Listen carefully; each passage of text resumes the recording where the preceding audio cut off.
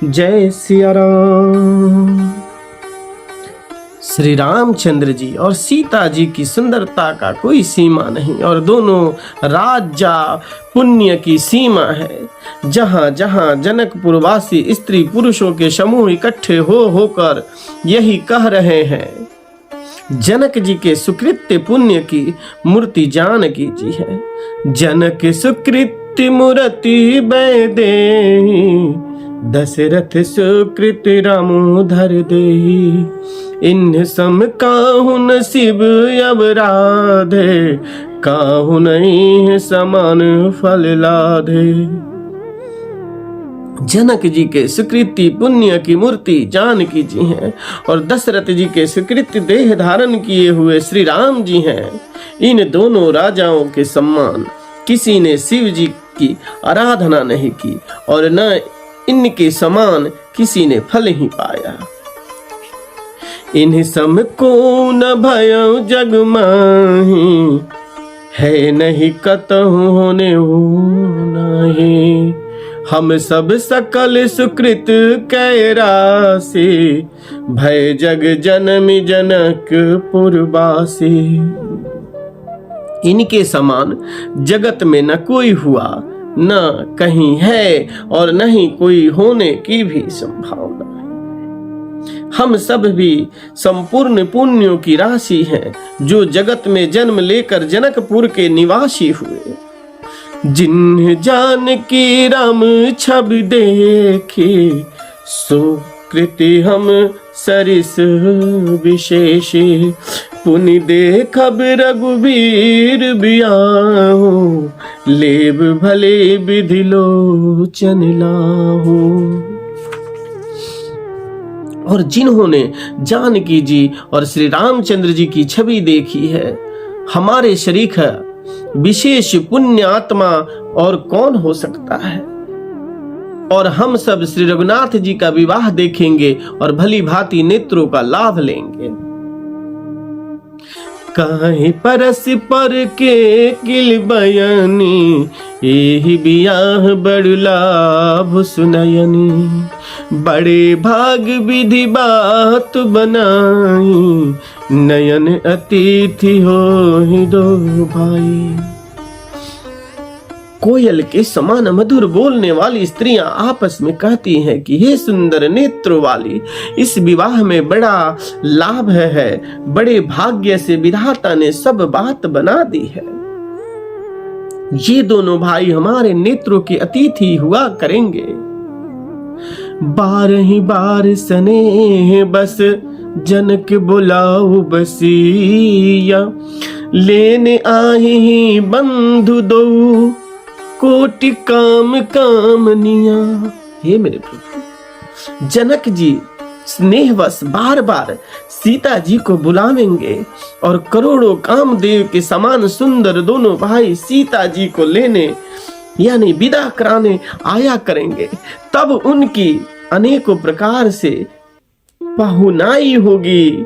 सखी ऐसी ससुराल किसे प्यारी न होगी। तब हम सब नगरवासी श्री राम लक्ष्मण को देखकर सुखी हो जाएंगे, धन्य हो जाएंगे। विविध भांति दो वही पहुनाई, प्रिय न कायस सासुर माई। तब राम लखन निहारी, होई हई सब पुर सुहानी।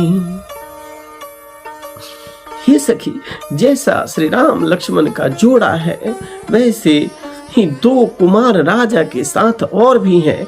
वे भी एक श्याम और दूसरे गौर वर्ण के हैं। उनके भी सब अंग बहुत सुंदर हैं। जो लोग उन्हें देख आए हैं, वे सब यही कहते हैं कि वे बहुत ही कोमल और बहुत ही सुंदर हैं। एक ने कहा, मैंने आज ही उन्हें देखा है, इतने सुंदर है मानो ब्रह्मा जी ने उन्हें अपने हाथों संवारा है। भरत तो श्री रामचंद्र जी की शक्ल सूरत वाले हैं। स्त्री पुरुष उन्हें सहसा पहचान नहीं सकते। लक्ष्मण और शत्रुघ्न दोनों का एक रूप है। दोनों के नख से शिखा तक सभी अंग अनुपम है।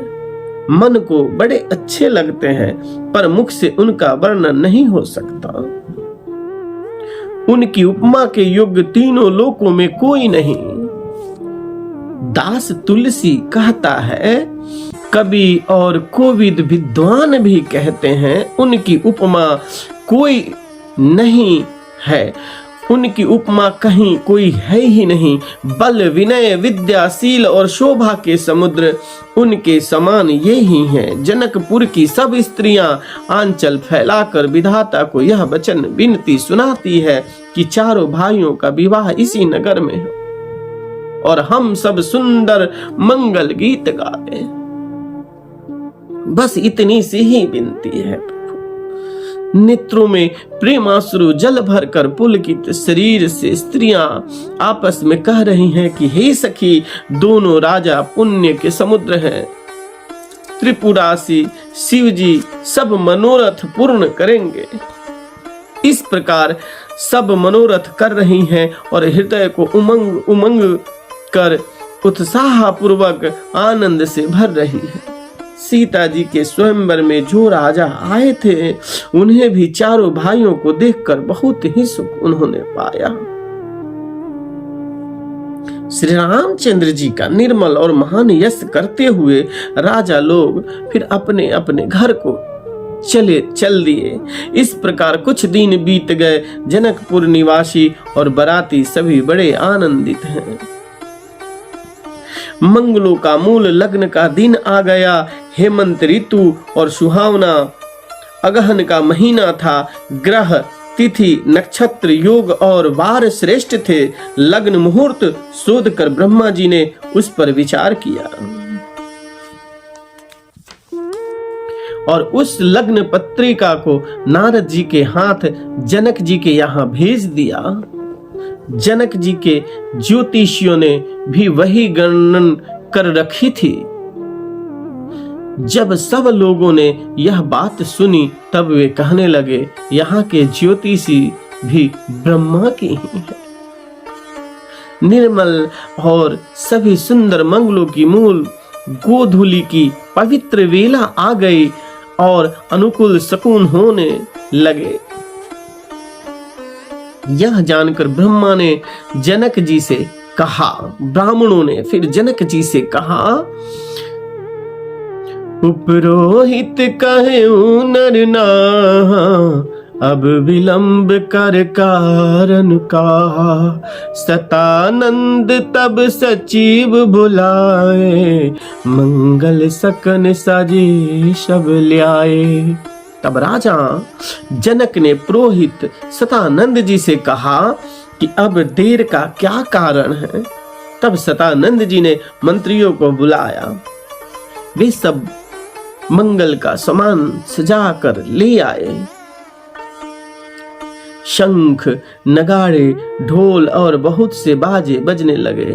तब मंगल कलश और शुभ शकुन की वस्तुएं, दधी, दुर्बा आदि सजाई गई। सुंदर सुहागिन स्त्रियां गीत गा रही हैं और पवित्र ब्राह्मण वेद की ध्वनि कर रहे हैं। सब लोग इस प्रकार आदर पूर्वक बारात को लेने चले और जहां बारातियों का जन्मवासा था, वहां गए। अवधपति दशरथ जी का समाज वैभव देखकर उनको देवराज इंद्र भी बहुत ही तुच्छ लगने लगे।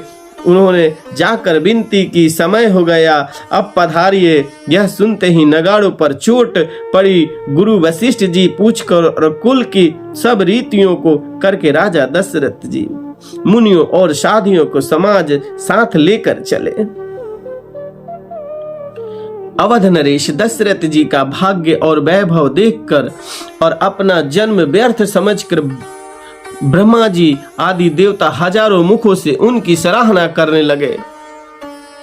देवगण सुंदर मंगल का अवसर जानकर नगाड़े बजा बजा कर फूल बरसाते हैं। शिव जी, ब्रह्मा जी आदि देव वृंद यूथ टोलियां बना बनाकर विमानों पर जा चढ़े और प्रेम से पुलकित शरीर हो तथा हृदय में उत्साह भरकर श्री रामचंद्र जी का विवाह देखने चले। जनकपुर को देख कर देवता उन्हें अनुरक्त हो गए कि यह सबको अपने अपने लोक बहुत तुच्छ लगने लगे। विचित्र मंडपों को तथा नाना प्रकार की सब अलौकिक रचनाओं को वे चकित होकर देख रहे हैं। नगर की स्त्री पुरुष रूप के भंडार सुघड़ श्रेष्ठ धर्मता सुशील और सुजान हैं। उन्हें देखकर सब देवता और देवांगनाएं ऐसे प्रभावहीन हो गए जैसे चंद्रमा के उजियाले में तरागना फीके पड़ जाते हैं। ब्रह्मा जी को विशेष आश्चर्य हुआ, क्योंकि वहां उन्होंने अपनी कोई करनी रचना तो कहीं देखी ही नहीं। दोहा, आज फिर इसी दोहा पे विश्राम देंगे। शिव समुझाए देव सभी जनि आचरज भुलाहो, हृदय विचारहु धीर धरी सिया रघुबीर बियाहो। श्यावर रामचंद्र की जय। आप सब अच्छा सुंदर सुंदर कहानियां पढ़े, परमात्मा का गुणगान करे, आपका भी भला हो और आपके वंशज का भी पूरा हो। जय श्री राम।